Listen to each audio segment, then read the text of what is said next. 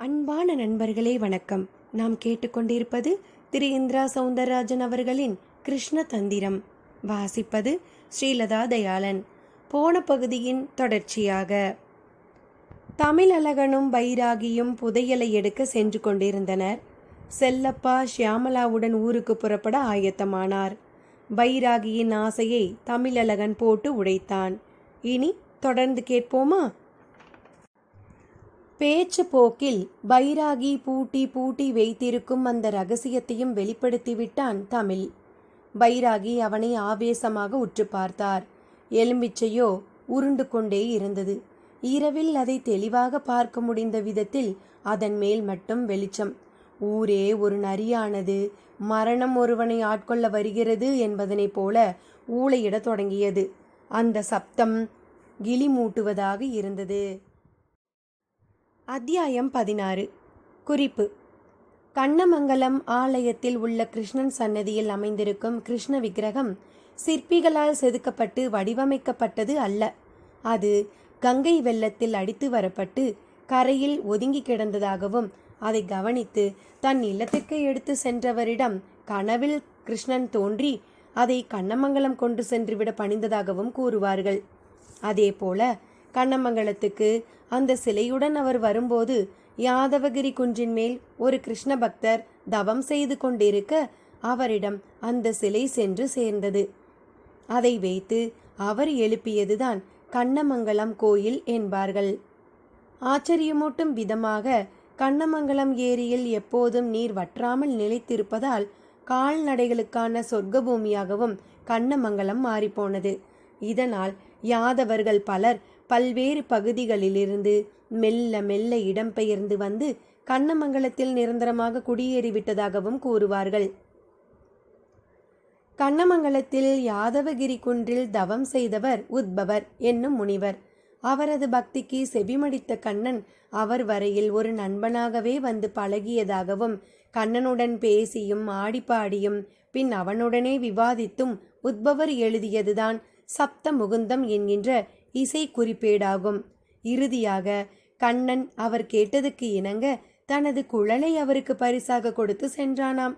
அந்த குழல், அந்த சப்தமுகுந்தம் ஏடு இரண்டும் இன்று வசப்பட்டால் புதிதாக பல அதிசயங்களை இந்த உலகில் நிகழ்த்தலாம் என்பதுதான் உண்மை. இனி கதைக்குள். இரவில் அந்த கொடிய சூழல். இதுவரை இந்த மாதிரி சமாச்சாரங்களுக்கெல்லாம் துளி கூட பயந்திராத தமிழழகனையே ஒரு மிரட்டு மிரட்டிவிட்டது. நல்ல வேளையாக டார்ச் லைட் எடுத்து வந்திருந்தான். அதை கொண்டு ஒரு ஒளிவட்டம் பிறக்க செய்து நாலாபுறமும் பார்த்தான். அவ்வளவு இருட்டிலும் ஏதோ ரேடியம் பூசப்பட்டது போல எலும்பிச்சம்பழம் மட்டும் ஓடியபடியே இருந்தது. சில இடங்களில் திசையை மாற்றிக்கொண்டு வளைந்தும் குதித்தும் ஓடியது. தமிழழகனுக்கு தான் இதுநாள் வரையில் சிந்தித்து வைத்திருந்த அவ்வளவு கருத்துகளும் அந்த நொடியில் அதல பாதாளத்துக்குள் போய்விட்டது போல தோன்றியது. அவர்களோடு புதிதாக சேர்ந்து கொண்ட யக்ஞன் அந்த எலும்பிச்சையை ஒன்றும் ஆச்சரியமாகவெல்லாம் பார்க்கவில்லை. அது என்ன வந்தா, என்னம்மா உருண்டு ஓடுது என்று அவன் சொல்லிக்கொண்டதை பைராகியம் கண்டு கொள்ளவில்லை. ஆமா, இது இப்படியே எவ்வளவு தூர சாமி போகும்? தமிழழகன் மிடறு விழுங்கியபடியே கேட்டான். புதையல் இருக்கிற இடம் வரைக்கும். அது இருக்கிற இடம் இந்த பழத்துக்கு எப்படி தெரியும்? பழத்துக்கு தெரியாது, ஆனால் அதை உருட்டுற குரலிக்கு தெரியும். குரலி கண்ணுக்கு தெரியாதா? தெரியாது. அது எப்படி இருந்தால் கண்ணுக்கு தெரியணும்ல? நீ கூட தான் பேசுகிற, நானும் பேசுகிறேன். பேச்சு கண்ணுக்கு தெரியுதா என்ன? சாமி, எதுக்கு இந்த விதண்டாவாதம்? உனக்கு இப்போ எதுக்கு இந்த தேவையில்லாத கேள்வி? புரிஞ்சுக்கதான். சில விஷயங்களை தான் புரிஞ்சுக்க முடியும். சில விஷயங்களை எப்பவும் எல்லாராலையும் புரிஞ்சுக்க முடியாதுங்கிறது உனக்கு முதல்ல புரியணும். சரி சாமி, புதையல் இருக்கிற இடம் குரலிக்கு மட்டும் எப்படி தெரியும்?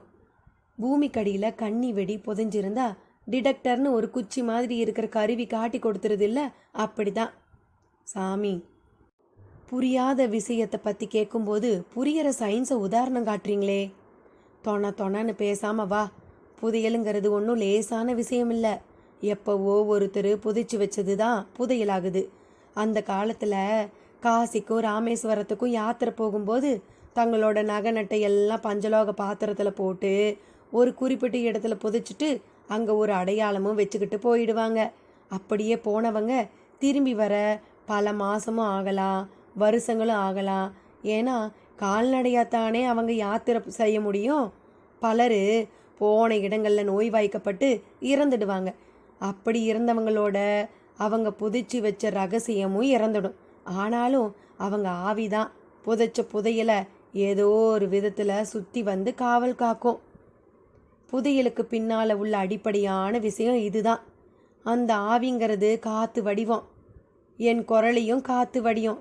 காற்றுக்கு காற்று கண்டுபிடிக்கிறது சுலபம். இப்போ இன்னொரு விஷயம் நான் சொல்கிறேன்.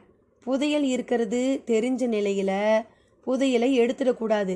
என் கூட மன்னார் சாமியோட ஜீவ சமாதிக்கு வந்து நான் சொன்ன மாதிரி அங்கே நீ நடந்துக்கணும். நான் தேடி வந்தது அங்கே தான் இருக்கணும். அது என் கைக்கு வந்த பின்னால் தான் உனக்கு நான் புதையலை எடுத்து தர விடுவேன். சரிங்க சாமி, முதல்ல நான் புதையலை கண்ணில் பார்த்துடுறேன். தமிழழகன் சொல்ல ஒரு இடத்தில் எலும்பிச்சம் பழம் தேங்கி நின்றது. அப்படியே நின்ற நிலையில் மேலெலும்பி குதிக்கவெல்லாம் செய்தது. எப்பா, அந்த எலும்பிச்சமெல்லாம் குதிக்குது பாரு, அந்த பழத்துக்கு கீழே தான் புதையல் இருக்குது, மெல்ல தோண்டு. நிஜமாவா சாமி? இங்கே தோண்டுனா புதையல் கிடைச்சிடுமா? கட்டாயமா. அதுக்கு முந்தி இந்த கோழியை உயிரோட அதோ அந்த மரத்தில் கட்டி தொங்க விடு. எதுக்கு சாமி? சொன்னதை மட்டும் செய்யே. அவனும் அப்படியே செய்து முடித்தான். கோழி பக்கத்து கருவேல மரத்தின் முட்களுக்கிடையே படபடவென்று சிறகுகள் அடித்துக்கொள்ள தலைகீழாக ஆட ஆரம்பித்திருந்தது. அவனும் வந்து மண்வெட்டியால் அந்த இடத்தை தோண்ட போனான். தமிழழகா, நீ தோன்றதை விட இந்த யக்னன் தோன்றது உசித்தம்னு எனக்கு படுது. பைராகி மெல்ல திசை மாற்றி விட்டார். மண்வெட்டி யக்னனிடம் சென்றது. அவனும், இந்த கோழியை கொன்று புதைக்க போகிறோமா? அதுக்கு தானே குழி என்று தனக்கு தெரிந்த விதத்தில் கேட்டான். ரொம்ப சரி, அதுக்கு தான், தோண்டு. பைராகி ஊக்கப்படுத்தினார். அவனும் உற்சாகமானான். மண் கவளங்களை வாரி வாரி போட்டான். டார்ச் லைட் வெளிச்சம் உருண்டு கொண்டே இருந்தது. நடுநடுவே நரியின் ஊளை சப்தம் திரும்ப கேட்கத் தொடங்கியது. தொலை தூரத்தில் நாய்களின் குரைப்பு சப்தமும் கேட்டது. பயமாய், பதற்றமாய், பரபரப்பாய் எல்லாமுமாய் இருந்தது தமிழழகனுக்கு. பைராகி அவ்வப்போது ஆகாயத்தை பார்த்தார். அந்த நட்சத்திர கூட்டம் துல்லியமாகவே தெரிந்தது. சாதாரணமாக அச்சம் என்பதனை உதறியவர் அவர். ஆயினும் அவருக்குள்ளும் அச்ச உணர்வு மெல்ல தலையெடுத்தபடி இருந்தது. யக்ஞன் ஒரு 2-3 அடிகள் தோன்றிவிட்டான். வெகுவாக களைப்பது போல மூச்சு இறைத்தபடி வியர்வையை வலித்து போட்டான். அதே வேளையில் தலைகீழாய் கட்டி இருக்கும் கோழி தூளி ஆடுவது போல ஆட ஆரம்பித்தது. இத்தனைக்கும் துளி கூட காற்று வீச்சு இல்லை. கொக் கொக் கொக் என்று அதனிடம் பதற்றமாய் படபடப்பு. தமிழழகனுக்கு அந்த காட்சி ஆச்சரியமானதாக இருந்தது. யக்ஞனும் தோண்டுவதை நிறுத்திவிட்டு கோழியின் ஆட்டத்தை பார்த்தான். சாமி, என்ன சாமி இது? அது எதுவா இருந்தா என்ன, நீ தோண்டுப்பா என்று சத்தம் போட்டார் பைராகி. யக்ஞனும் திரும்பவும் தோண்ட கையை ஓங்கவும் ஓங்கிய கை அப்படியே நின்றுவிட்டது. பொத்தென்று தலைமேல் இடி விழுந்தவன் போல் அப்படியே சுருண்டு விழுந்தான். சாமி, இது இங்கே இருக்கிற புதையலை காவல் காக்கிற ஆவியோட வேலை. இனி நாம் இங்கே இருக்கக்கூடாது. நீ இந்த இடத்த நல்லா பார்த்துக்கோ. உள்ள புதையல் இருக்கிறது உறுதி. நாளைக்கு பகல் பொழுதுல உச்சி வேலையில் வந்து தோண்டி எடுத்துக்க. இப்போ நாம் இங்கே இருந்தா இவனுக்கு ஏற்பட்ட கதி தான் அடுத்து உனக்கும். அவர் பேச்சு அவனை பயத்துக்குள் புரட்டியது. அதே சமயம் கோழியை கட்டியிருந்த கயிறு அறுபட கோழி ஒரு கழுகு ஆகாசத்தில் பறப்பது போல வானில் பறக்க தொடங்கியது. சாமி, முதல்ல புறப்படு. பலி கோழியை இங்கே இருக்கிற ஆவி விரும்பலை. விரும்பி இருந்தால் கோழி செத்துருக்கும். அது பறந்துடுச்சு. இங்கே பெரிய அளவில் புதையல் இருக்குது. ஒருத்தருக்கு 3 பேர் காவல் இருக்கணும். நான் மந்திர உபாசனை பண்ணுறவன், என்னை எதுவும் பண்ணாது. ஆனால் நீ அப்படி இல்லை, புறப்படு. பைராகி அவனை அழைத்தபடி அங்கே இருந்து புறப்பட்டார். சாமி, இங்கே இவன் இப்படி கிடக்கிறானே, நாளைக்கு இவனை இங்கே யாராவது பார்த்துட்டு தோண்டின குழியையும் பார்த்துட்டு நாம் புதையல் எடுக்க வந்தது தெரிஞ்சிட்டா? பேச நேரமில்லை, பொழுது விடியட்டும், அநேகமாக இவனை உயிரோட பார்க்க முடியாது. நீ இப்போ என் கூட வரையே இல்லையா? திரும்பவும் உபாசகர் அதட்டலாக குரல் எடுத்தார். தமிழழகனும் திரும்பி திரும்பி பார்த்தபடியே அவர் பின்னால் ஓடத் தொடங்கினான். மன்னார்சாமியின் ஜீவ சமாதி மரக்கூட்டங்களுக்கு நடுவில் சிலு சிலுவென்று கிடந்தது. நல்ல இருள். பட்சி ஜாலங்களும் பெரிதாக இல்லை. 2 பெரிய மருத மரங்களுக்கு நடுவில் ஒரு பருத்த மலைப்பாம்பு நுழைவது போல ஒத்தையடி பாதை. அந்த மரத்தில் ஒரு தீப்பந்தம் செருகப்பட்டிருந்தது. நள்ளிரவில் ஜீவ சமாதிகளுக்கு சில யோகிகள் வந்து போவார்கள். ஊர் உலகம் என்று சகலமும் அடங்கி கிடக்கும் இரவு பொழுதில் காற்றிலும் ஒருவித லயம் இருக்கும். பகல் பொழுதில் பல்வேறு பணிகளின் நிமித்தம் ஒவ்வொருவரும் தாறுமாறாக சுவாசித்தபடி இருப்பர். ஆனால் இரவில் உறக்கத்தில் எல்லோரிடமும் ஒரு சீரான சுவாசம் இருக்கும். இதனால் காற்றுக்குள் ஜீவ வாயுக்களின் விகிதாச்சாரம் மாறிய நிலையில் சப்தமும் அடங்கிவிடுவதால் அதிர்வுகளும் வெளியில் இருக்காது. அந்த மாதிரி சமயத்தில்தான் ஜீவ சமாதிகளில் அடங்கி கிடக்கும் சித்தர் பெருமக்களும் மெல்ல வெளியே உளவிட வருவார்கள். அப்போது அவர்களை வணங்குவது மிக விசேஷமான ஒன்று. எந்த பதற்றமும் பரபரப்பும் இன்றி மண்டியிட்டு தலை குனிந்து ஒரே சீரான சுவாசத்தோடு அவர்களின் அருளை யாசிக்க வேண்டும். அப்படி யாசிக்க தெரிந்தவர்கள் பயன்படுத்துவதற்காகத்தான் இந்த தீப்பந்தம். அப்படி ஒரு தீப்பந்தம் இருப்பது தமிழழகனுக்கு தெரியாது. ஆனால் பைராகிக்கு அது தெரிந்திருந்தது. அவர் அதன் அருகில் வரவும் அதை கையில் எடுத்துக்கொண்டு தன்னிடம் உள்ள தீப்பெட்டியை கொண்டு அதை பற்ற வைத்தார். குப்பென்று பற்றி கொண்டது அது. பரவலான வெளிச்சம் ஏற்பட்டு சுற்றுச்சூழலையும் நன்றாக பார்க்க முடிந்தது. சாமி, எதுக்கு தீப்பந்தம்? அதான் டார்ச் இருக்குதுல்ல என்று கேட்டான் தமிழழகன். அது உனக்கு பயன்படட்டும். நல்லா கேட்டுக்க. இப்போ நாம் சமாதி கிட்ட போக போகிறோம். சமாதியோட மேல் மூடிய சர்வ ஜாக்கிரதையாக திறக்கணும். அது உடைஞ்சிடக்கூடாது. பைராகி சொல்லவும் தமிழழகனுக்கு சற்று பகீர் என்றது. அத்தியாயம் 17. உத்பவர் வசம் கிடைத்த சப்த முகுந்தத்தில் உள்ள ராக குடிப்புகளின்படி உத்பவருக்கு கண்ணன் பரிசளித்த அந்த குழலில் இசைக்கும்போது அற்புதங்கள் நிகழ்வது சாதாரணம். அதற்கான அடிநாதமான ஒரு விஷயம் உண்டு. அதை அறியாமல் நமக்கிருக்கும் புலனறிவோடு நாம் அந்த குழலிடமும் ஏட்டிடமும் சென்றால் அவை இரண்டும் வெறும் நம்பிக்கை அடிப்படையில் அமைந்த புராதன பொருட்களாக மட்டும்தான் தெரியும். கண்ணன் கீதையில் தான் 32 விதமாக இருப்பதாக ஒரு ஸ்லோகத்தில் கூறியுள்ளான். பஞ்சபூதங்களாக, 6வது அறிவாக, 7ஆகிய சப்தமாக, 8ஆகிய குருவாக என்று விரிந்து செல்லும் அதன் கிளைகளில் பஞ்சேந்திரிய கர்மேந்திரிய விஷயங்களுக்கெல்லாம் கூடிட 32 என்கின்ற ஒரு எண்ணிக்கை வருகிறது. இதில் 7ஆகிய சப்தமாக என்பதில்தான் சப்த முகுந்தம் அடங்குகிறது. இந்த சப்தம் என்பது உயிர்மை ஆனது. இது அமைதியும் கூட. இருவிதம். ஒருவனின் மனதை அவனால் அடக்க முடியும் போது ஏற்படும் அமைதி, அதுவாக அடங்கும் போது ஏற்படும் அமைதி. நாமாக அடக்குவதில்தான் சிறப்பும் சந்தோஷமும் உள்ளன. அதுவாக அடங்குவது மொத்த புலன்களும் செயலற்ற மரணத்தில். நாமாக அடக்குவது எப்படி? மனமானது தான் காட்டுக்குதிரையாயிற்றே.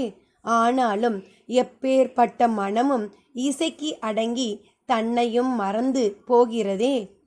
எனவே சப்தத்தில் இசைக்கும் ஒரு மகத்தான சக்தி இருப்பது புரிய வருகிறது.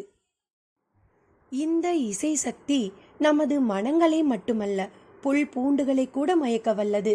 தாவரங்கள் இசைக்கு மயங்குவதும் அதன் பொருட்டு உற்சாகமாய் வளர்வதும் நிரூபிக்கப்பட்டு உள்ளது.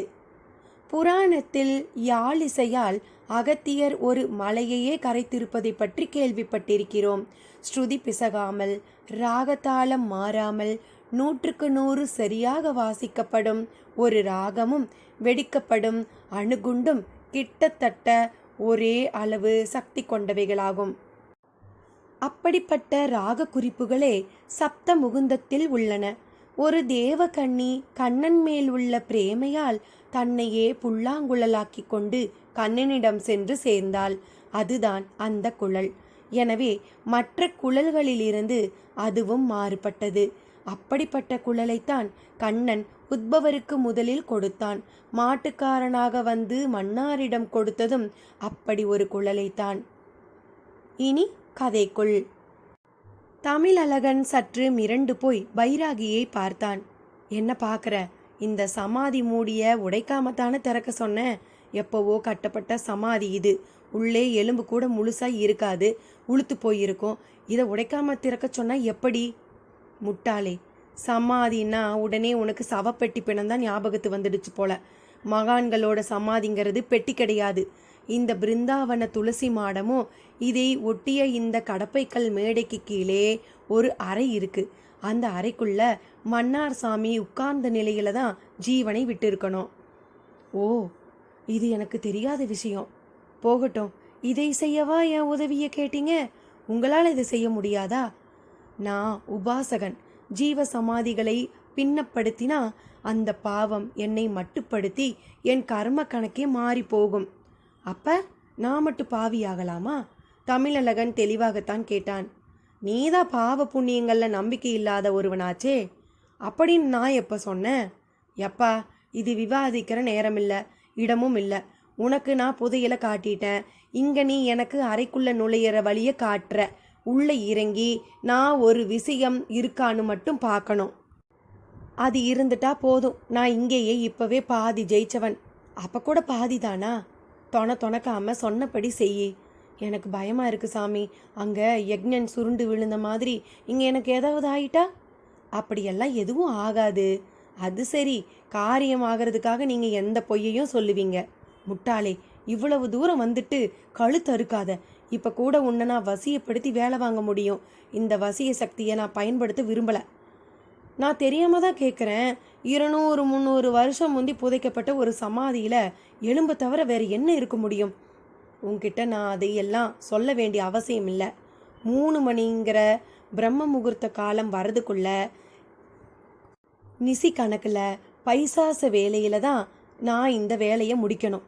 பைராகி எவ்வளவோ கத்தியும் தமிழழகன் தயங்கியபடியே நின்றான். ஏ, உன்னைத்தாண்டா, காதில் விழல, வேலையை ஆரம்பி. பைராகி தீப்பந்தத்தை கைமாற்றிக்கொண்டே கத்தினார். அப்போது என்று ஒருவித சீற்றமான சப்தம். தமிழழகன் சப்தம் வந்த பக்கமாக தன் டார்ச் லைட் வெளிச்ச வட்டத்தை உருட்டினான். சர்ப்பம் ஒன்று சமாதி பிருந்தாவன மேடை மேல் ஏறி படம் விரிக்க தொடங்கியிருந்தது. அது ஒரு தற்செயலா, இல்லை ஜீவ சமாதிகளின் காக்கும் தேவதைகளில் ஒன்றா என்பது தமிழழகனுக்கு தெரியவில்லை. ஆனால் பைராகிக்கு புரிந்துவிட்டது. ஆதி என்றால் தொடக்கம், சமாதி என்றால் தொடக்கத்தின் சமமான ஒரு விஷயம் என்பது உட்பொருள். ஒவ்வொரு சமாதியுமே அதைத்தான் சுட்டுகிறது. தொடக்கம் என்பதனை சிலர் தாயிடம் இருந்து என்பர், சிலர் பஞ்சபூதங்களிடமிருந்து என்பர், அதையும் கடந்து பரம்பொருளிடம் இருந்தும் என்பர் சிலர். ஒரு சமாதி அந்த தொடக்க இடத்துக்கு அதில் உள்ளவர் சென்று விட்டார் என்கிறது. ஜீவ சமாதி என்பது அந்த தொடக்கமான விஷயம் அங்கே உயிர் துடிப்போடு இயக்க கதியில் இருக்கிறது என்கிறது. இயங்கு கதியில் உள்ளவர்கள் இயக்க கதிக்குள் நுழையும் போது இரண்டும் கலந்து தேக சுத்தி ஆன்ம சுத்தி போன்றவை நிகழும். பலருக்கு தாங்கள் யார் என்பதெல்லாம் கட்டவிழ்ந்து பன்னெடுங்கால கதியை முன்னும் பின்னுமாய் பார்க்க கூட முடியும். எல்லாராலும் ஜீவ சமாதிகளின் இயக்க கதிக்குள் நுழைய முடியாது. சமாதி வழிபாடு என்பது தீ காய்தல் போன்றது. அதன் இயக்க கதிக்குள் புகுவது தீ புகுதல் போன்றது. இயங்கு கதி ஒவ்வொரு விதமாய் தன்னை காட்டிக்கொள்ளும். இங்கே சர்ப்ப வடிவம் அதில் ஒன்று. அந்த அரவம் தன் குரூரத்தை சீற்றமாய் காட்டி சிரசை முன்னோக்கி விசையோடு தாழ்த்தி உயர்த்தியது. சாமி, ஆள விடுங்க, என்னால முடியாது என்றபடி தமிழழகன் திரும்பி ஓடத் தொடங்கினான். ஏய் ஏய், பைராகியும் பின்தொடர தொடங்கினான். ஜீவ சமாதி உள்ள தோட்டப்பகுதியை விட்டு வெளியே வந்தவர் தமிழழகன் நெடுந்தூரம் ஓடிவிட்டதையும் டார்ச் லைட் ஒளியை வைத்தே உணர்ந்து கொண்டார். ஒரு பெரிய ஏமாற்ற உணர்ச்சி முகம் முழுக்க பரவி தர்ம சங்கடத்தையும் அவரிடம் உருவாக்கி விட்டது. அப்படியே அங்கேயே சம்மணமிட்டு அமர்ந்தவர் நெற்றி மேல் கை வைத்து தியானிப்பது போல ஏதோ மந்திர உச்சாகடனம் புரியத் தொடங்கினார். வெகு தொலைவுக்கு சென்றுவிட்ட தமிழழகனிடமும் சட்டென்று ஒரு மாற்றம். அவனிடம் முதலில் ஓட்டம் நடையானது. பின் அதுவும் போய் அப்படியே யாராலோ ஆக்கிரமிக்கப்பட்டவன் போலாகி மலங்க மலங்க வானத்தை பார்க்க தொடங்கிவிட்டான். நெடுநேரம் வரை அங்கேயே தொழுமுனையில் கட்டப்பட்ட பசு போல் நின்றுவிட்டவனை பைராகியும் நெருங்கி வந்தார். அவன் அவரை புதியவரை பார்ப்பது போல் பார்த்து கையெடுத்து கும்பிட்டான். போடா போ, எல்லாத்தையும் கெடுத்துட்டியடா, பைசாச வேலை போய் கேட்ட நட்சத்திர கதியும் முடிஞ்சு மூலம் பிறக்க போகிறது. இனி அடுத்த கேட்ட வர நான் காத்திருக்கணும். தொடங்கும் போதே சகுனம் சரியில்லாததை உன் புதையலுக்கு தான்னு நினச்சேன். அது எனக்குன்னு பண்ணி இப்போ ஏன் ஏவலுக்கு பலியாகி நிற்கிற? வாமாச்சாரம் பக்கமே இனி போகக்கூடாதுன்னு இருந்த என் வைராகியத்துக்கு உன்னால் இன்னைக்கு பெரிய காயமே ஏற்பட்டாச்சு. எவ்வளவோ கஷ்டங்கள் வந்தப்பவும் பட்டினி கிடந்தேன். வாமாச்சாரம் பண்ணலை. உன்னால் இன்னைக்கு நான் மாந்திரீக தாந்திரிங்களை பயன்படுத்த வேண்டியதா போச்சு. ஆனால் ஒன்று, அந்த ஜீவ சமாதியோட சக்தி எனக்கு அப்பட்டமாக புரிஞ்சிச்சு. எப்போ சர்ப்பதேவதை காவல் இருக்கிறாளோ அப்போவே சாநித்தியம் கொஞ்சம் கூட குறையலேன்னு தெரிஞ்சுது. நான் தேடி வந்தது நிச்சயமாக உள்ளே இருக்குது. ஆனால் உன்னால் இன்னைக்கு பயன் இல்லை, இனியும் இருக்காது. கருட ரேகை உள்ளவனால தான் சமாதியையும் உடைக்க முடியும். அப்படி ஒருத்தனை என் திருஷ்டாந்தத்தில் கண்டுபிடிக்கிறேன். நான் நினச்சதை சாதிக்கிற வரைக்கும் இந்த ஊரை விட்டு மட்டும் போகவே மாட்டேன். இப்போ நீ போய் அந்த யக்ஞன் போனத்தை அந்த புதையல் குழிக்கு பக்கத்திலேயே ஒரு குழியை வெட்டி அதில் தூக்கி போட்டுட்டு போ. ஒரு மண்டலத்துக்கு உன் வசிய கட்டு அவிழாது. நீ அதுவரை பிரக்ஞை இல்லாதவனா இருக்கிறது முக்கியம். அவரது புலம்பலும் அதை தொடர்ந்த கட்டளைகளையும் செயல்படுத்த அவன் நடக்க ஆரம்பித்தான். ஒரு மண்பொம்மை ஒரே நேர்கோட்டில் நடப்பது போல இருந்தது. ரெக்கார்டிங் தியேட்டர் முகப்பில் பருமனான அசோக மரங்கள், அதன் நிழல்களில் அணில் விளையாட்டு, அருகில் நிழல்களில் மாருதியும் இண்டிகாவும் இன்னோவாக்களும் நின்றபடி இருக்க, மேற்கூரை மேல் காகங்களின் எச்ச திப்பிகள். ஒரு காரில் இருந்து இறங்கிக் கொண்டிருந்தாள் ஷியாமலா. கூடவே ராகவ். ஏனோ அவனிடம் கொஞ்சமும் கலகலப்பில்லை. இருவரும் காரை விட்டு இறங்கி எதிரில் ரெக்கார்டிங் தியேட்டரின் ஏசி ரிசப்ஷன் அறைக்குள் புகுந்தார்கள். ஒரு ரெக்கார்டிங்கை முடித்துவிட்டு வெளியேறியபடி இருந்த இளையராஜா நின்று ஷியாமலாவிடம் பேசினார்.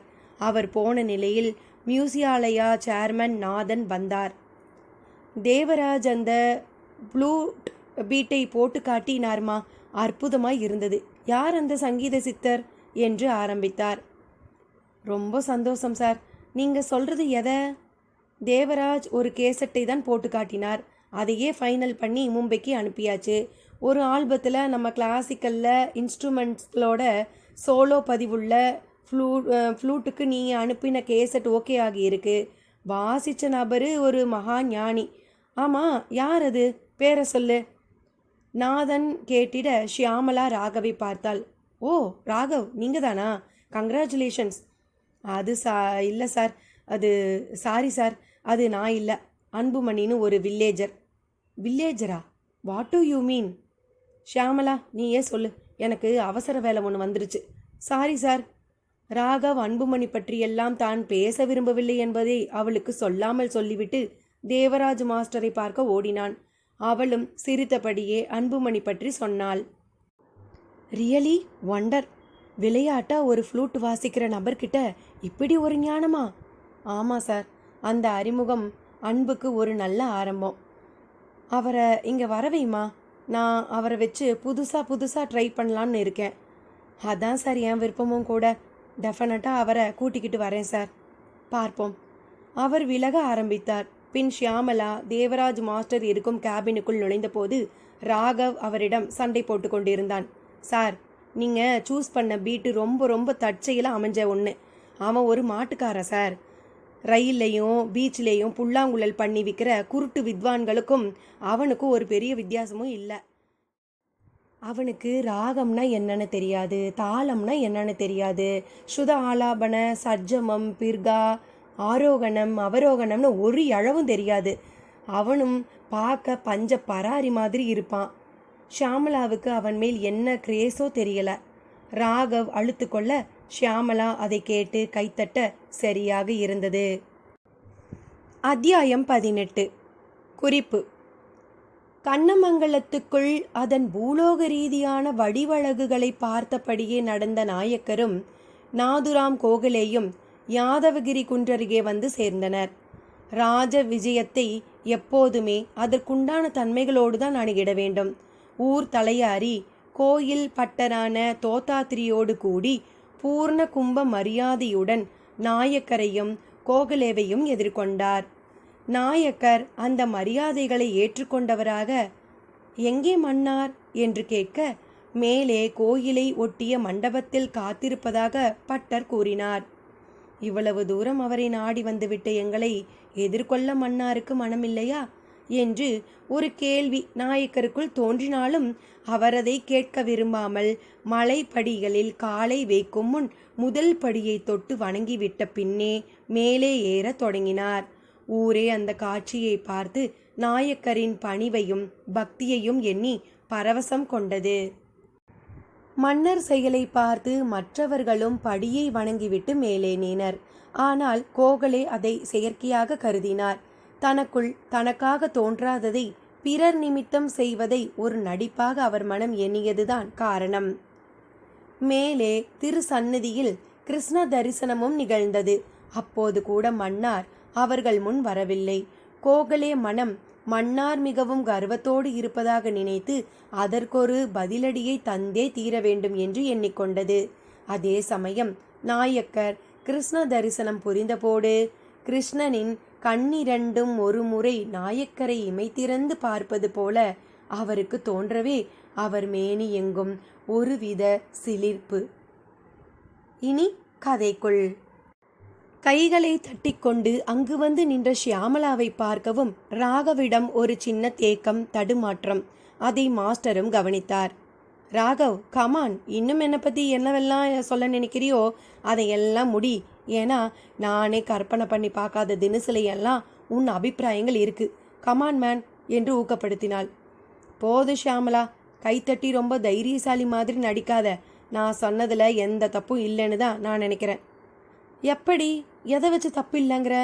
என்னை பற்றி நான் இல்லாதப்ப பேசுகிறதெல்லாம் தப்பு கிடையாது. Is it manners?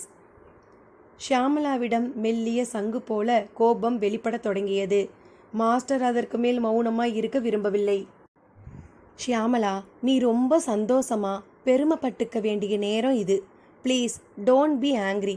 பாவம் ராகவ், மறைமுகமாக ஒரு போட்டியில் பரிசு இழந்தவன். ஒரு பாதிப்பு இருக்கதான் செய்யும். கூடவே மனசில் நமக்கே தெரியாமல் பொறாமை இருந்தால் அதோடு சேர்ந்து அது வெளிப்படத்தான் செய்யும். நல்ல கலைஞர்களுக்கு நடுவில் ரொம்ப சகஜமான விஷயம் இது. By the way, congrats. ஆமாம், யார் அந்த அன்புமணி? நீ ஏன் சென்னை வரும்போது கூட்டிகிட்டு வரல? மாஸ்டர் மிக மிக புத்திசாலி என்பது அவர் பேசியதிலிருந்தே இருவருக்கும் புரிந்துவிட்டது. ராகவ் வெளிக்காட்டியது பொறாமை என்பதில் இருந்து அதை அவர் துளி கூட பொருட்படுத்த தயாராக இல்லை என்பது வரை அவ்வளவையும் சொல்லியது மட்டுமல்ல, அன்புமணியை பார்க்க வேண்டும் என்கின்ற விருப்பத்தையும் அவர் வெளியிட்ட விதம் ராகவை வாயை மூடிக்கொள்ள வைத்துவிட்டது. ஷியாமளா மட்டும் உற்சாகமாய் வாய் திறந்தாள். மாஸ்டர், அன்புவை நான் சென்னை கூட்டிகிட்டு வரதா போகிறேன். இந்த பரிசு அவனுக்கு பெரிய உற்சாகத்தை தரும். இன்ஃபேக்ட் பல பொய்களை சொல்லித்தான் என் அப்பா கிராமத்தை விட்டு என்னை சென்னை கூட்டிகிட்டு வந்தார். நான் வந்ததும் அதுக்காக இல்லை, அன்புமணிக்காக, குறிப்பாக இந்த பரிசுக்காக.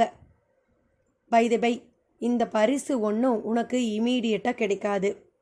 மும்பையில் ஒரு விழாவில் சிடி ரிலீஸ் இருக்குது. அப்போது ஸ்டேஜில் வச்சு இசை அமைப்பாளர்களை கௌரவிச்சு தான் பரிசு தரப்போகிறாங்க. மிருதங்கத்துக்கு குமாரப்பிள்ளை, கடத்துக்கு ஜெகநாதராவ், ஃப்ளூட்டுக்கு அன்புமணி, ட்ரம்ஸுக்கு தவமணி ஜேசுதாஸ், கிதாருக்கு ஹென்ரின்னு ஒரு பட்டியலே இருக்குது. எல்லா டிவிலையும் இவங்க முகம் தெரியும்.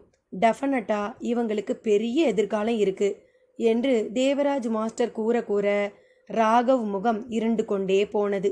அதை மாஸ்டரும் கவனித்தார். உலகம் முழுக்க தான் மட்டுமே கவனிக்கப்பட வேண்டும் என்கின்ற விருப்பம் கொண்டிருந்த ராகவுக்கு தான் தனித்து விடப்பட்டு விட்டது போல ஒரு அவஸ்தை. இடையிட்டது செல்போன். எடுத்து காது கொடுத்தாள் ஷியாமளா. ஆனால் சிக்னல் அருந்து அருந்து வந்ததில் சரியாக காதில் விழாததால் அந்த அறையை விட்டு வெளியே சென்று பேச ஆரம்பித்தாள். அந்த இடைவெளியில் தேவராஜன் ராகவிடம் திரும்பி வந்தார். ராகவ், உன் உணர்ச்சிகள் எனக்கு புரியாம இல்லப்பா. மியூசிக்குங்கிறது ஃபைன் ஆர்ட்ஸ் வகையை சேர்ந்தது. என் அனுபவத்தில் சொல்கிறேன். இங்கே திறமையை விட ஞானம்தான் பெருசு. நீ அதை புரிஞ்சுக்கணும். அந்த அன்புமணிக்கிட்ட நான் நல்ல ஞானத்தை பார்க்குறேன். அடுத்து இசை அறிவுங்கிறது பள்ளிக்கூடத்தில் படித்து மார்க் வாங்கி பாஸ் பண்ணுற மாதிரி ஒரு விஷயம் இல்லை. அதுக்கு ஜாதகத்தில் இடம் இருக்கணும்.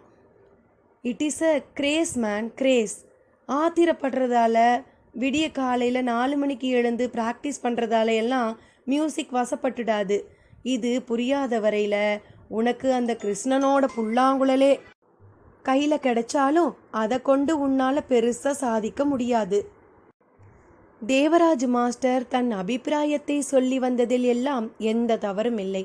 ஆனால் இறுதியாக கிருஷ்ணனின் புல்லாங்குழலே என்ற இடத்தில்தான் ராகவுக்கு ஒரு மின்னல் வெட்டியது போல இருந்தது.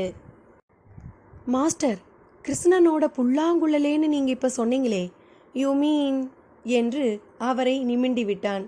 என்ன ராகவ், ஷியாமலாவோட கண்ணமங்கலத்துக்கே போயிருந்தோம். நான் சொன்னது ஒரு பேச்சுக்குன்னு பேசினது மாதிரி இருக்கா உனக்கு? அப்போ நீங்கள் பேசினது நிஜமா எந்த சென்ஸில்? நான் ரைட் சென்ஸில் தான் பேசினேன். அந்த கிருஷ்ணனோட புல்லாங்குழலுங்கிறது இசை ஞானமே இல்லாதவன் கையில் கிடைச்சாலும் அவனை இசை ஞானியாக்கும்னு சொல்ல வந்தேன். அப்படி ஒன்று நிஜமாக இருந்து அதுவே கிடைச்சாலும் கூட அப்படின்னு தான் நான் சொன்னேன். அது எப்படி மாஸ்டர்?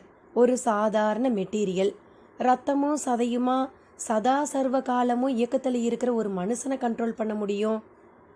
என்ன லாஜிக்கில் வரையா? மேஜிக்காக பேசுகிற பேச்சுக்களை லாஜிக்கில் தானே புரிஞ்சுக்க முடியும். இம்பாசிபிள். இந்த பூமியே வெட்ட வெளியில் சுற்றிக்கிட்டு இருக்கிற ஒரு கோள உருண்டை தான். அது ஆகாயத்தில் எந்த பிடிமானமும் இல்லாமல் மிதக்கிற விஷயத்தையே பெருசாக யாராலையும் கண்டுபிடிக்க முடியலை. மிதக்கிற அது சீரான வேகத்தில் சுற்றுறது எதை வச்சுன்னும் துல்லியமாக யாராலையும் சொல்ல முடியல. இந்த சுழற்சியால் இரவு பகல் ஏற்படுற அதிசயத்தையும் அதோட அடிப்படையில் பருவ காலங்கள் உருவாகிற விதங்களையும் நமக்கு இருக்கிற அறிவால் என்னதான் புரிஞ்சிக்க முடிஞ்சாலும் இவ்வளவு பெரிய ஒரு காரியத்தை ஒரு நூலளவு பிசுகின்றி செய்ய வச்ச சக்தி எதுங்கிற கேள்விக்கு யாராலையும் இதுவரை விட காணவே முடியலை. மாஸ்டர், நான் கேட்ட கேள்வியே வேற. ஆனால் நீங்கள் எங்கேயோ போயிட்டீங்களே. எங்கேயும் போகலை. எப்பவும் புரிந்த விஷயங்கள் புரியாத விஷயங்கள்னு 2 விஷயங்கள் இந்த பூமியில் இருந்துக்கிட்டே தான் இருக்குது. நமக்கு மேஜிக்காக மட்டுமே தெரிய விஷயங்கள் நிறையவே இருக்குது. அதில் ஒன்றாதான் நான் இந்த கிருஷ்ணனோட புல்லாங்குழலை பார்க்குறேன்.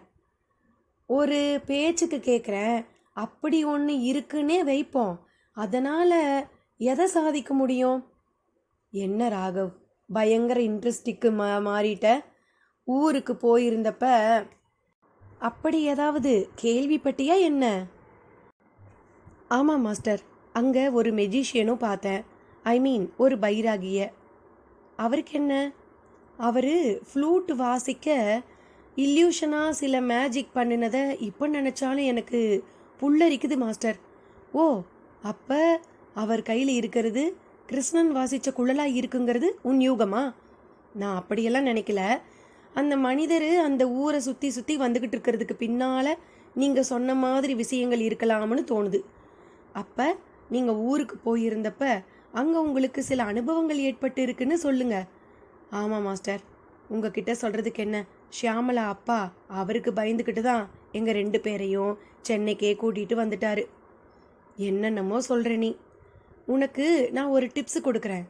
கண்ணமங்கலம் குழலை எடுத்து காலமெல்லாம் இசை வடித்து வண்ணமண்ண மாலை சூட்டுவேன்னு ஒரு பாட்டே இருக்குது. இதை எழுதினவர் ஒரு பெரிய கவிஞர். நான் அந்த கவிஞர்கிட்டயே கேட்டேன், அது என்ன கண்ணமங்கலம் குழல்னு தனியா அப்படின்னு கேட்டப்ப, இது தெரியாதா உங்களுக்கு? கண்ணமங்கலங்கிறது ஊரில் இருக்கிற கண்ணன் கைக்குழல்னு அதுக்கு அர்த்தம். சாக கிடக்கிற எப்பேற்பட்ட வியாதியஸ்தன் கிட்ட அதை வாசிச்சாலும் அவன் பொழைச்சுப்பான். அது தெரியாதா உங்களுக்குன்னு கேட்டாரு. அதுக்கு ஏதாவது ஆதாரம் இருக்கான்னு கேட்டப்ப, நானே இருக்கேன்னு ஆதாரமானாரு. எப்படின்னு சொன்னாரு. ஒரு சமயம் அவர் கண்ணமங்கல கோயிலுக்கு சாமி தரிசனம் பண்ண போயிருக்காரு. அங்கே சன்னதியில் நின்று சாமி தரிசனம் பண்ணும்போது அவருக்கு நெஞ்சு வலி வந்து மயங்கி விழுந்துட்டாரு. அது நெஞ்சு வலி அல்ல, ஹார்ட் அட்டாக். ஓடி போய் ஊருக்குள்ளே இருக்கிற ஒரு டாக்டரை கூட்டிக்கிட்டு வந்து பார்க்கவும் உயிர் போயிடுச்சுன்னுட்டாராம் அந்த டாக்டரு. அப்போ அவரோட சிஷ்யந்தான் கூட இருந்திருக்கான். அவன்கிட்ட கோயில் பட்டரும் கோயில் பெருமை புல்லாங்குழல் பெருமையை எல்லாம் சொல்லி இருந்துட்டு இருக்காரு. அதனால் அந்த சிஷ்யன் ஓடி போய் கண்ணன் கையில் இருந்த அந்த குழலை வெடுக்குன்னு எடுத்துக்கிட்டு வந்து கவிஞர் கீழே கிடந்த இடத்துல வந்து வாசிக்கவும் 10வது நிமிஷம் சுவாசம் திரும்பி மெல்ல கண் திறந்து பார்த்தாராம் அந்த கவிஞர். அந்த சம்பவம் ஊரில் பரவினா புல்லாங்குழலை சில பேராசைக்காரர்கள் களவாடக்கூடுங்கிறதால யாருக்கும் தெரியாமல் அமைக்கிக்கிட்டதாகவும் அவரே தான் சொன்னார். மாஸ்டர் சொல்ல சொல்ல ராகவ் முகத்தில் ஒரு தனி ஒளி. வெளியே சென்றிருந்த ஷியாமலாவும் திரும்பி வந்தாள். வந்தவள் அதே வேகத்தில், மாஸ்டர், நான் இப்போ வேகமாக எங்கள் ஊருக்கு போக வேண்டிய கட்டாயத்தில் இருக்கேன். நேற்று ராத்திரி எங்கள் ஊரில் சில அதிசய சம்பவங்கள் நடந்திருக்கு. நான் உடனே போயாகணும். போயிட்டு வரும்போது அன்புமணியோட வரேன் என்றவள், ராகவ், நான் உன்னை அப்புறம் பார்க்குறேன் என்றது ராகவருக்கு பகீர் என்றது. Shami, I will also come with யூயா என்று பின்னாலேயே ஓடினான். வேண்டாம், அங்கே வந்து உனக்கும் அன்புமணிக்கும் ஒரு மோதல் உருவாகிறத நான் விரும்பலை. நீ இங்கே உன் வழியில் போய்க்கோ. எப்பவும் போல நீ என் நண்பன்கிறதுல எந்த மாற்றமும் இல்லை. பை. ஷியாமலாவிடமும் ஒரு அசூர வேகம். ராகவ் சற்று நிலை குலைந்துதான் போனான். அதே சமயம் அவன் தோள்மேல் கை வைத்து அவன் கவனத்தை திருப்பிய master Devaraj, don't worry Raghav, நாம் தனிப்பட்ட முறையிலேயே கண்ணமங்கலம் போகலாம். எனக்கும் இப்போ அந்த கோயில், நீ சொன்ன பைராகி, இவங்களை எல்லாம் பார்க்கணுன்னு தோணுது என்றார். ராகவுக்கு போன உற்சாகம் திரும்பியது மாதிரி இருந்தது. அத்தியாயம் 19. குறிப்பு: கிருஷ்ண விக்கிரகத்தின் நேத்திர திறப்பை பார்த்து அதனால் பரவசமடைந்த நாயக்கருக்கு அங்கேயே அப்போதே அடுத்தடுத்து அதிசயங்கள் நடக்கப் போவது புரிந்துவிட்டது. அதைத் தொடர்ந்து சந்நிதியை ஒட்டிய குழல் மண்டபத்துக்கும் அவர் அழைத்து செல்லப்பட்டு அவருக்கென அங்கே பிரத்யேகமாக போடப்பட்டிருந்த ஆசனத்தில் அமர வைக்கப்பட்டார். அவர் எதிரில் மன்னார் கையில் ஒரு மாட்டுக்காரன் வடிவில் வந்து கண்ணன் தந்த குழலுடன் காலிரண்டை மடக்கி அமர்ந்திருந்த விதமே ஒரு யோகாசன கோலம் போலத்தான் இருந்தது. நாயக்க மன்னர் வந்து அமரவும் அருகிலேயே ஒரு ஜமக்காலம் விரிக்கப்பட்டு அதில் நாதுராம் கோகலே அமர வைக்கப்பட்டார். இருவரும் அமர்ந்துவிட்ட நிலையில் மன்னார் இருவருக்கும் பணிவாக எழுந்து நின்று இடுப்பை எவ்வளவு வளைக்க முடியுமோ அவ்வளவுக்கு வளைத்து வணக்கம் கோரினான். திமிராக சட்டை செய்யாமல் அமர்ந்திருக்கிறானே இவன் என்கின்ற எண்ணமெல்லாம் அந்த வணக்கத்தால் அடிபட்டு போயிற்று. ஊர் தலையாரியும் நாயக்க மன்னரிடம், அரசே, தாங்கள் எங்கள் ஊருக்கு வந்ததில் மிகவும் மகிழ்ச்சி அடைகிறோம். இவர்தான் எங்கள் ஊரில் இன்று அதிசய மனிதர். இவரால் தான் எல்லோரும் உயிர் பிழைத்து உங்கள் முன்னாலும் காட்சி தந்துபடி இருக்கிறோம். இவரை கொண்டு அந்த கண்ணனே எங்களை எல்லாம் ரட்சித்துள்ளான். இவரையும் நாங்கள் அந்த கண்ணனின் வடிவமாகவே பார்க்கிறோம் என்று அறிமுகம் செய்திட மன்னார் முகத்தில் ஒரு சங்கோஜ பாவனை. தலையாரி, நான் மிக சாதாரண மனிதன். என்னை அந்த கண்ண பரமாத்மாவோடெல்லாம் ஒப்பிடாதீர்கள் என்றான் மன்னார். அதுவரை பொறுமையாக இருந்த கோகலேவிடம் சட்டென்று ஒரு கோபப்பொறி. போதும், விஷயத்துக்கு வாருங்கள். இந்த புல்லாங்குழல் இவர் ஆடு மாடுகளையெல்லாம் மயக்கிவிட்டதாக கேள்விப்பட்டேன். இசைக்கு மிருகங்களும் அடிமை என்பது ஒரு மிகைப்படுத்தப்பட்ட கருத்தாகும். ஒருவேளை அந்த நாளில் கோகுலத்தில் கிருஷ்ண பரமாத்மாவின் குழலிசையால் ஆடு மாடுகள் மயங்கி போயிருக்கலாம். அதற்கு குழலிசையை மீறி அவரது தெய்வீகம் காரணமாக இருக்கலாம். இன்று அது சாத்தியமே இல்லை என்பது என் கருத்து. சாத்தியம்தான் என்றால் எங்கே? இங்கேயே இப்போதே வாசித்து என் கருத்தை பொய்யாக்க முடியுமா என்று கோகலே ஆவேச கதியோடு கேட்டார். மன்னார் அதை கேட்டு துளி கூட பதற்றமோ அதிர்வோ கொள்ளவில்லை. நீங்கள் சொன்னதுதான் உண்மை. கண்ணனின் குழலிசைக்கு மட்டும்தான் சர்வ உயிர்களும் மயங்கும். எனக்கு எத்தனை ராகங்கள் இருக்கிறது என்பது கூட தெரியாது என்றார் மன்னார். கோகலே முகத்தில் உடனேயே ஒரு மதப்பு. அப்படி வா வழிக்கு என்பது போல ஒரு பார்வை. இனி கதைக்குள். ராகவ் தேவராஜ் மாஸ்டரை ஆச்சரியம் குறையாமல் பார்த்தான். மாஸ்டர், நீங்களா என் கூட வரேன்னு சொன்னது? ஆமாம் ராகவ், அந்த கிருஷ்ணன் கோயில், அந்த ஃப்ளூட்டு, இதுகளை ஜஸ்ட் லைக் தட் ஒரு பார்வையாவது பார்த்து வச்சுக்கிறேனே. ஓ, நீங்கள் வர்றேன்னு சொன்னது எனக்கு எவ்வளவு எக்ஸைட்மெண்ட்டாக இருக்குது தெரியுமா? பை த பை, ஷியாமலா இப்போ கிளம்பிக்கிட்டு இருப்பா. அவளை கூப்பிட்டு இரு நாங்களும் வரோன்னு சொல்கிறேன் என்று செல்ஃபோனை எடுக்க போனவனை தடுத்தார். அவ போக்கில் போகட்டும் ராகவ். ஆமாம், அந்த அன்புமணி பற்றி நீ நிறையவே சொன்ன. அவன் ஒரு மாட்டுக்காரன், சங்கீதம் பற்றி ஆனா அவனா கூட தெரியாதவன்னு. இப்போவும் அந்த கருத்தில் எனக்கு மாற்றம் இல்லை மாஸ்டர். இம்பாசிபிள் ராகவ். அவன் வாசிச்ச அந்த பிட்டை நீ கேட்டியா? அது தற்செயலாக அமைஞ்சதா இருக்கலாம் இல்லையா? நீ அப்படி நினைக்கிற, நான் வேற மாதிரி நினைக்கிறேன். வேற மாதிரினா? ராகவ் கேள்விக்கு மாஸ்டர் தேவராஜ் பதில் கூறாமல் ஒரு சிரிப்பு மட்டும் சிரித்தார். தேவராஜ் மாஸ்டரின் சிரிப்புக்கு என்ன அர்த்தம்? தமிழழகன் என்ன ஆனான்?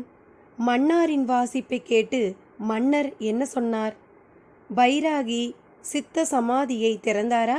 அவருக்கு தேவையானது கிடைத்ததா? பார்ப்போம் சிறிது இடைவெளியில். நன்றி நண்பர்களே.